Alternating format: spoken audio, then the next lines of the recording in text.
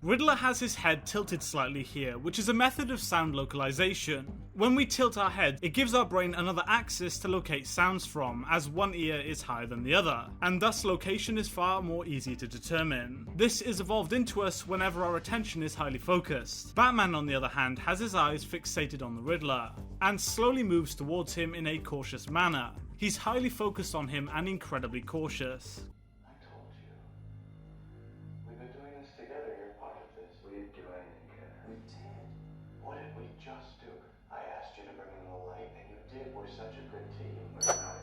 I never could have gotten him out there.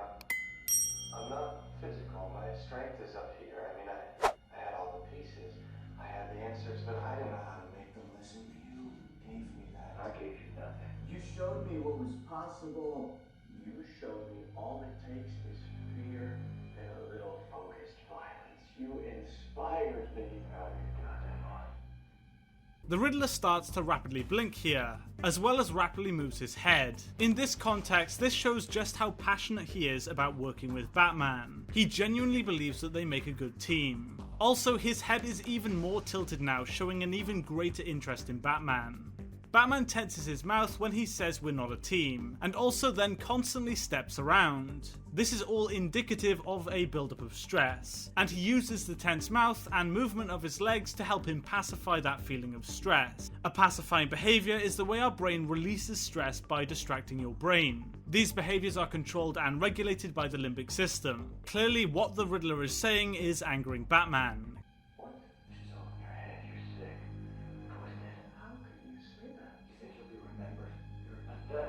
Psychopath, begging for attention. You're gonna die alone, Arthur. No! A nobody! No!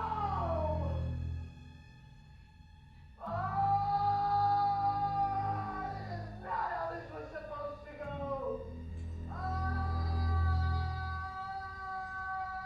had it all planned out!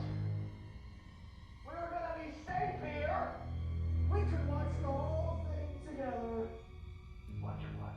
Everything!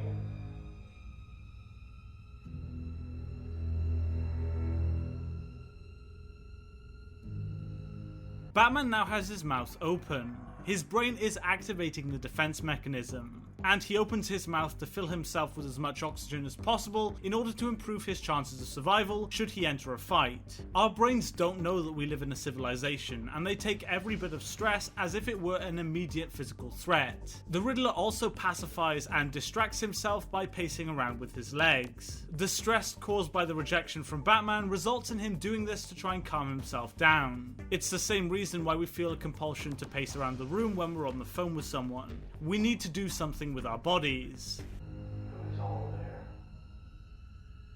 You didn't figure it out. Oh, you're really not as smart as I thought you were. I guess I gave you too much credit. What have you done? What's black and blue and dead all over?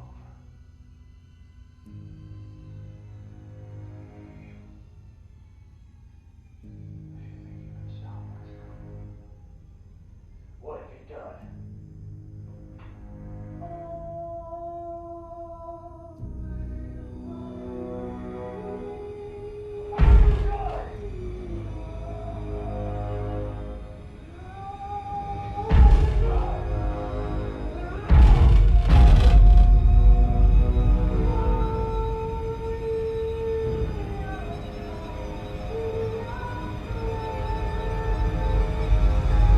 Batman tenses his mouth here again, but in a more noticeable manner.